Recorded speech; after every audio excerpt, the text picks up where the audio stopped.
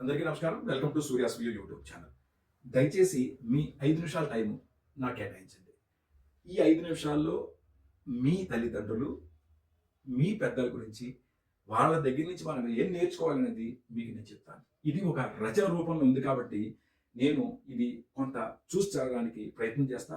దయచేసి just అట్లుగా scroll చేయకండి. ఎందుకంటే ఇది మీ తల్లిదండ్రుల గురించి, నా తల్లిదండ్రుల గురించి, మనం ఏమి నేర్చుకున్నాం అనే దాని గురించి చెప్పదలుచుకున్నాం. Okay, please follow me. మీకు కానీ నచ్చినట్లయితే ఈ వీడియో అందరికీ షేర్ చేయండి, లైక్ చేయండి, కామెంట్ చేయండి. Thank you. చేతిలో ఫోన్ లేదు, జేబులో డబ్బులు కూడా లేవు, కానీ ఇంట్లో ఏసీలు కూలర్లు లేవు. అయినా సరే ఆ తరం మనకంటే 100 ఏళ్ళు ఎక్కువ ఆనందంగా, ఎక్కువ ఆరోగ్యంగా జీవించింది. ఇది కేవలం నాస్టాల్జియా కాదు, ఇది ఒక పచ్చి నిజం. ప్రశ్న ఒక్కటే, అసలు వారి రహస్యం ఏమిటి? ఈ తరం వెళ్ళిపోతే, ఈ తరం అంటే ఇప్పుడు పెద్దవాళ్ళు ఉన్నారు కదా, వాళ్ళు వెళ్ళిపోతే మనకు ప్రేమను పంచే చేతులు ఉండవు, మన కథలను ఓపికగా వినే చెవులు ఉండవు, మన చిన్న విజయాలను చూసి కన్నీరు పెట్టే కళ్ళు ఉండవు. మన కళ్ళ ముందే ఒక శకం నిశ్శబ్దంగా ముగిసిపోతోంది. మనకు జన్మనిచ్చిన, జీవితాన్ని నేర్పిన గొప్ప తరం ఒక్కొక్కరిగా వీడ్కోలు చెబుతోంది. వారితో పాటు వారి విలువలు, వారి ఆప్యాయతలు, వారి జీవన శైలి కూడా నెమ్మదిగా మసగబారిపోతోంది. మనం ఏం కోల్పోతున్నామో నిజంగా తెలుసా? ఒక్కసారి వెనక్కి తిరిగి చూద్దాం. ఆ తరం గొప్పతనం ఏమిటి? అది అన్నం తినే ముందు పక్కవాడిని ఆకలి గుర్తించిన తరం. ఇల్లు చిన్నదిగా ఉండేది, కానీ మనుషుల మధ్య ప్రేమ విశాలంగా ఉండేది.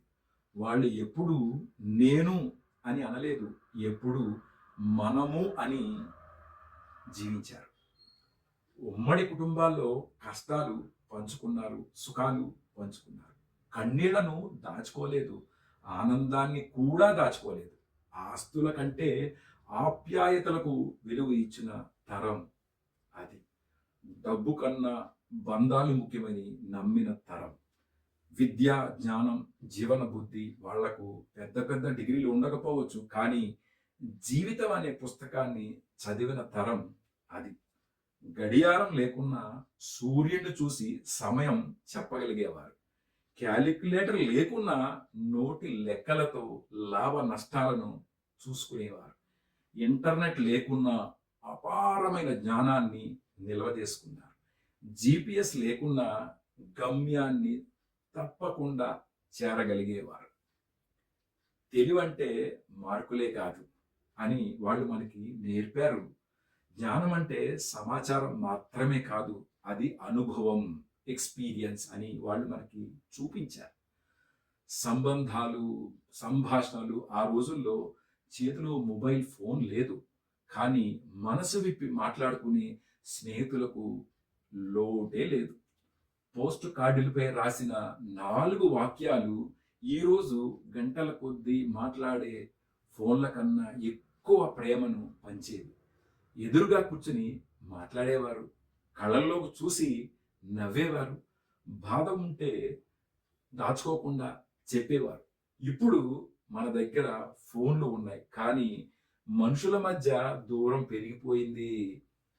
వినోదం, ఆనందం, టీవీలు లేవు, ఓటీటీ లేదు, యూట్యూబ్ లేదు, కానీ వీధి నాటకాలు ఉన్నాయి, బుర్ర కథలు ఉన్నాయి, హరి కథలు ఉన్నాయి.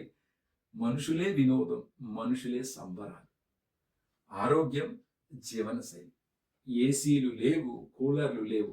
ఆరు బయట మంచం వేసుకొని చల్ల గాలిలో, జాబిలి వెలుగులో హాయిగా నిద్రపోయిన తరం అది.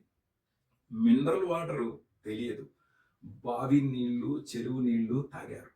రాళ్ళు తిన్న అరిగించే జీర్ణశక్తి వారిది.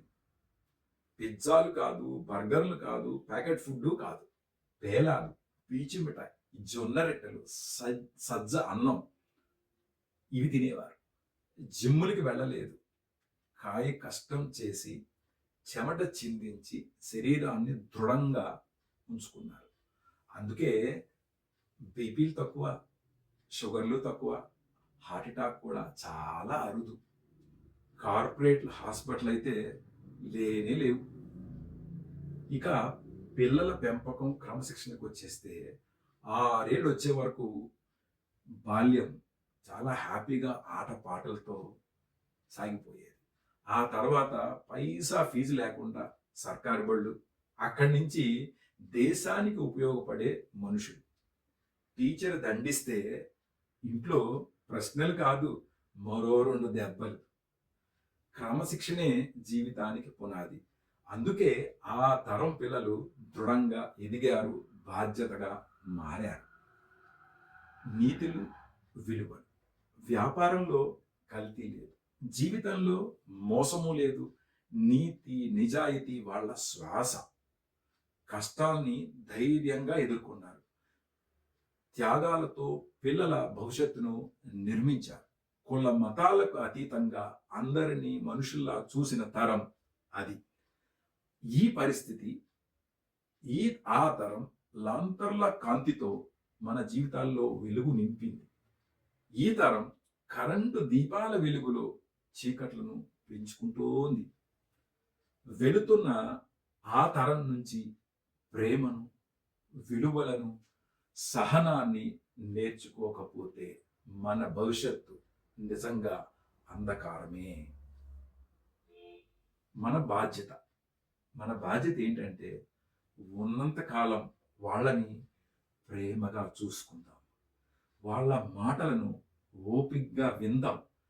వాళ్ళు నడిచిన బాటలో కొంతైనా నడుద్దాం. పాత తరాన్ని గౌరవిద్దాం. వాళ్ళే మన మూలాలు, మన బలం. ఈ స్టోరీ మీకు నచ్చినట్లయితే, మీ మనసు తాకితే ఒక్కసారి ఆ తరం మనుషుల్ని గుర్తు చేసుకోండి. వాళ్ళ చేతిని ప్రేమతో పట్టుకోండి. అదే వాళ్లకు మనమిచ్చే అసలైన గౌరవం. సర్వే జన సుఖినో భవంతు.